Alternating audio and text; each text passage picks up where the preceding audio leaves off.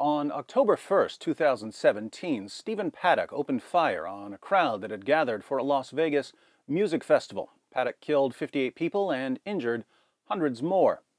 Nearly a month later, on Halloween Day, Sayfullo Saipov drove a rental truck down a New York City bike path, ramming a number of people before crashing into a school bus. Saipov killed 8 and injured 11. On November 5th, Devin Patrick Kelly headed to a church in Sutherland Springs, Texas, not to sing hymns or hear the sermon, but to slaughter Christians. As of this recording, 26 men, women, and children are confirmed dead. More are injured. Now, what if I told you that all 3 of these attacks were Islamic terrorist attacks? What if I told you that all modern mass killings, without exception, are Islamic terrorist attacks? Would you think that I've finally become a conspiracy theorist? Illuminati. Or would you eagerly lean forward in your seat, knowing from experience that even though it sounds absolutely insane to say that all modern mass killings are Islamic terrorist attacks, I'm nevertheless about to unleash such a brilliant and airtight volley of reasoning that anyone with a shred of common sense and integrity will, by the end of this video, agree with me completely. So, which is it going to be? Crazy conspiracy theory or irrefutable argument? Go ahead and type your prediction into the comments section before you hear me out. Then at the end, you can tell me if your expectations were met. I'll give you 5 seconds of my inquisitive eyebrow raise while you lock in your response.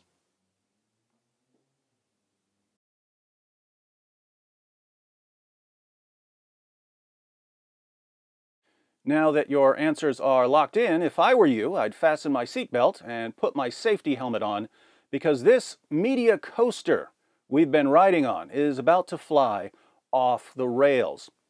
Let's start with the most obvious Islamic terrorist attack, the New York City Halloween bike path massacre. Sayfullo Saipov, a devout Muslim, used the skills he honed as an Uber driver to offer the world Islam's latest example of vehicular jihad. ISIS explicitly called on Muslims to carry out vehicular attacks. Saipov was shouting Allahu Akbar during the attack. He left a note proclaiming his allegiance to ISIS. His phone was filled with ISIS propaganda. Later, in the hospital, he demanded that an ISIS flag be displayed in his room. So, why do we call this a terrorist attack? Is it because Saipov targeted a bunch of non-combatants in order to further the goals of his religious or political ideology, which is a pretty common definition of a terrorist attack? No, according to a number of vocal and popular propagandists, we only call this an Islamic terrorist attack because Saipov was brown. Dr. Craig Considine, a sociology professor at Rice University, tweeted this: posting not to fan the flames in Manhattan, but to highlight the important role that race plays in determining what is or isn't terrorism. Like everything Dr. Considine posts, this tweet is stupid on multiple levels. He actually tells his readers that Sayfullo Saipov was labeled a terrorist because of the color of his skin, not because he targeted a bunch of non-combatants in order to further the goals of his religious or political ideology. Second, here's a picture of Sayfullo Saipov next to Dr. Considine's color chart. Does Mr. Saipov's terrorist label confirm or disconfirm Dr. Considine's chart? Is he the color that qualifies one as a terrorist? Not at all. Sayfullo Saipov in particular, and Uzbekis in general, are about as brown as I am. He's in the lightest category on the chart. So if Saipov isn't being called a terrorist because of the color of his skin, why is he being called a terrorist? Could the mysterious answer lie somewhere in the fact that Saipov committed a clear and indisputable act of terrorism in the name of Islam, making him an Islamic terrorist? You'd have to be a complete lunatic not to call this man a terrorist. And yet Dr. Craig Considine, who's teaching the next generation of sociologists at Rice, tells his followers that the real reason we call this man a terrorist is racism. But there's an obvious objection from the Considine camp here, namely that other people who've gone on killing sprees haven't been labeled terrorists. This brings us to the Las Vegas shooting. Notice that I said Las Vegas shooting and not Las Vegas terrorist attack. Why would I call it the Las Vegas shooting and not the Las Vegas terrorist attack? Well, terrorism has a specific definition. Terrorism is the use of violence or the threat of violence in pursuit of political, religious, or ideological change, usually excluding wartime violence, violence against enemy combatants, collateral damage, self-defense, and so on. Now, what political, religious, or ideological change was Paddock's attack meant to bring about? Exactly.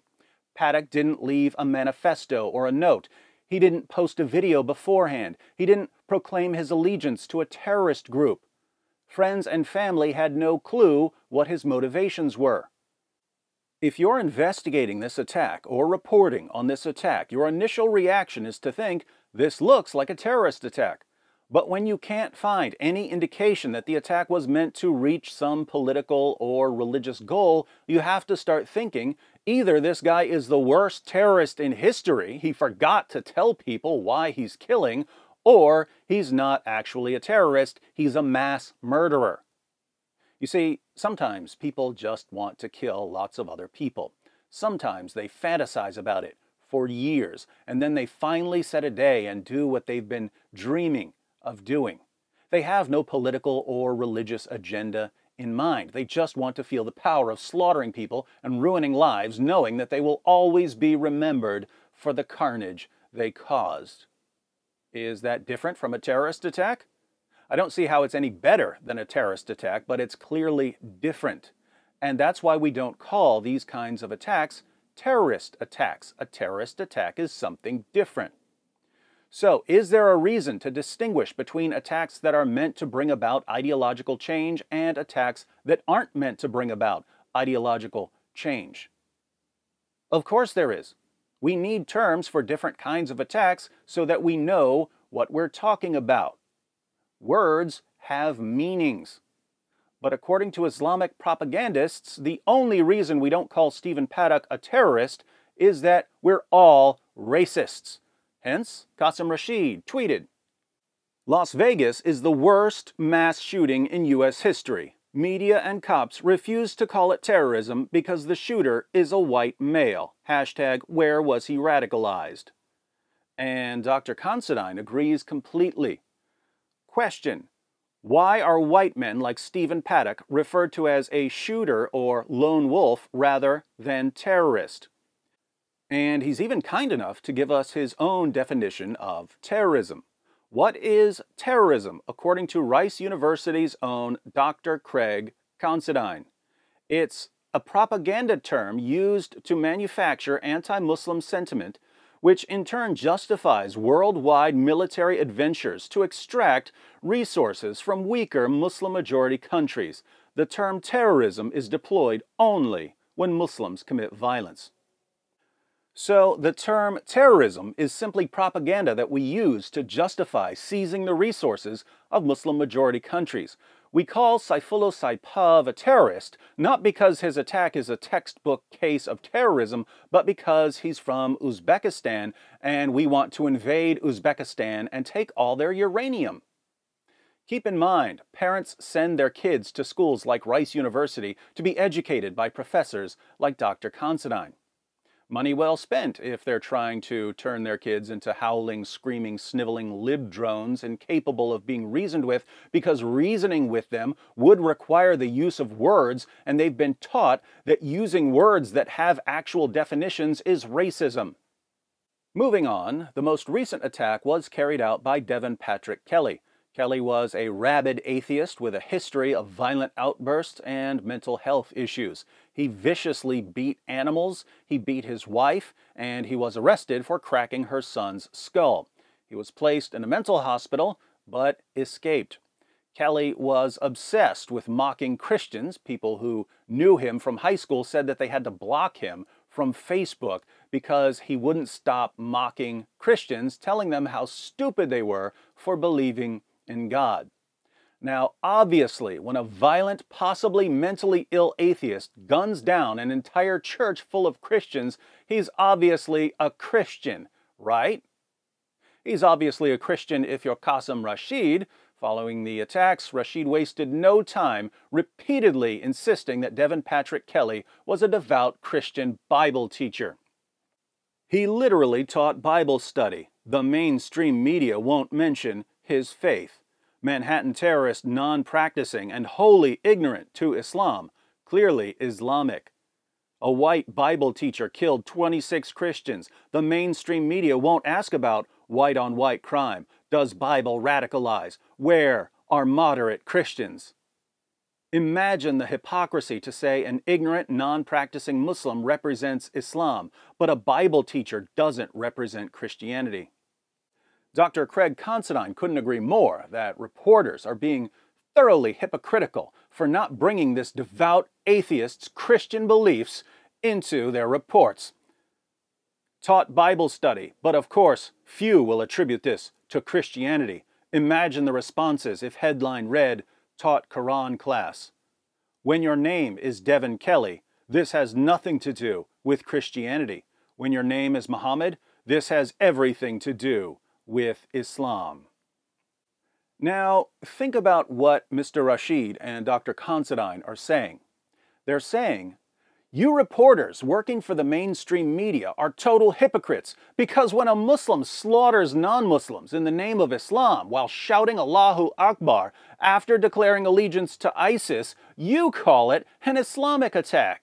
But when an atheist guns down Christians, you don't call it a Christian attack. Hypocrites. Are these guys really this stupid, or do they just know that their followers on Twitter are this stupid? Mr. Rashid and Dr. Considine are also upset that Devin Kelly hasn't been described as a terrorist. Have yet to see a single media outlet describe Devin Kelly as the terrorist he is. How is mass murdering 27 people not terrorism? Oh, right. Once again, if you want to know whether some mass killer should be placed in the terrorist category, just ask yourself, what political or religious change was this attack meant to bring about? If you can't find one, you don't know if it's a terrorist attack yet. Now, Devin Kelly was a rabid atheist. If police had found a note in his car saying, "I'm killing these Christians to send a message to all other Christians that religion will no longer be tolerated," then it would be a terrorist attack. However, if Kelly went on a killing spree because he hated Christians and he hated the church and he was angry with his mother-in-law, but his attack wasn't meant to terrorize any other part of the population in order to bring about some sort of ideological change, then it wouldn't be a terrorist attack. So until you know what the intent was, you don't know that it was a terrorist attack. I've waited several days for investigators to find a political or religious motive. No political or religious motive has emerged, so I can't call it a terrorist attack. How is this such a great mystery? The reasoning of Mr. Rashid and Dr. Considine seems to go something like this. This attack was an instance of mass killing. Terrorist attacks involve mass killing. Therefore, this attack was a terrorist attack. Notice that this reasoning has the same logical form as this attack was an instance of mass killing. Genocide involves mass killing. Therefore, this attack was genocide. And it has the same logical form as this cat is a mammal. Dogs are mammals. Therefore, this cat is a dog. Why don't we call all mass killings genocide? Because genocide means something more than mass killing. Similarly, terrorism means something more than mass killing. In fact, killing isn't even the main component. Calling in a hoax bomb threat can be an act of terrorism. The main component of terrorism is the motive. Without a certain kind of motive, you don't have terrorism. But this doesn't stop Dr. Considine from lamenting, and we won't see terrorism linked to Kelly because he didn't shout Allahu Akbar. It's never labeled terror for white extremists. Yes, he just said it's never labeled terror for white extremists. Journalists never call it terror when a white person does it. Let's look at an example. Anders Breivik is as white as a person can possibly be without a genetic mutation. So, because of his skin color, Breivik's attack was never called terror by the media, according to Dr. Craig Considine. This means, of course, that the BBC would never call Breivik's attacks the Norway terror attacks. The Independent would never call them terror attacks. Fox News would never call them terrorist attacks. RT would never call them the country's worst terror attack, and would never refer to Breivik as a far-right terrorist. The Huffington Post would never call him Norwegian terrorist Anders Breivik. The Sun would never call him right-wing terrorist. The Telegraph would never call him far-right terrorist. The Metro would never call him Norwegian terrorist. The New York Times would never call him the right-wing Norwegian terrorist. Wikipedia would never call him a Norwegian far-right terrorist. CNN wouldn't dare call Breivik's attacks the Norwegian terrorist attacks, and the network certainly wouldn't go on to describe Breivik as a right-wing Christian extremist, especially since Breivik said that he is not and has never been a Christian, that he's an Odinist and prays to Odin, and that there are few things in the world as pathetic as Jesus and his message. What can we learn from this? Premise 1. If an attacker is white, then reporters will not call him a terrorist. This is true because Dr. Craig Considine said it. Premise 2. Reporters call Anders Breivik a terrorist. This is true because we just saw them do it over and over again. Conclusion: Anders Breivik is not white. This follows from Premise 1 and Premise 2 via modus tollens. Alternatively, we could reject Premise 1 and realize that Dr. Considine is a chronic liar and that reporters, investigators, and prosecutors generally apply the term terrorist in exactly the way they're supposed to apply it. Now, when someone on Twitter or Facebook says, "Why is it terrorism when a Muslim does it, but only a mass shooting when a white guy does it?" I usually think that the person just doesn't know what the definition of terrorism is. The person thinks that the word refers to any sort of mass killing, regardless of the motive. But when Mr. Rashid or Dr. Considine claim that any mass killing should be labeled a terrorist attack, regardless of the motive, I have to wonder, don't they know what the definition of terrorism is? Qasim Rashid is a lawyer. Was he asleep when they explained terrorism in law school? And we know that Dr. Considine is aware of the correct definition because he photoshopped his own definition into an actual dictionary entry. Here's the unphotoshopped version. It says that terrorism is the unlawful use of violence and intimidation, especially against civilians, in the pursuit of political aims. So these guys understand the distinction between a terrorist attack and a mass shooting that lacks a political or religious goal. Why do they claim that the only distinction here is race, when they know that the distinction is based on the definition of the crime and not on race? Well, Dr. Considine and Mr. Rashid also know that calling people racists, much like calling people Islamophobes, is an easy way to manipulate morons. And they know that if they put together a big enough mob, shouting racist, racist after every Islamic terrorist attack, the jellyfish who report the news will continue to submit to their demands. As the mindless mob continues to grow, the deafening chorus of insults and abuse will soon drown out all open, honest discussion of Islam. Critics will be silenced, and Islam will be able to advance unopposed. Now, is it just me, or are people like Dr. Craig Considine and Qasim Rashid using the Las Vegas shooting and the Sutherland Springs shooting to control the media and to silence critics of Islam? Is there a political and religious system that calls for critics of Islam to be silenced? Yes, it's called Islam. So even non-Islamic attacks are being used to bring about the kinds of changes demanded by Islam.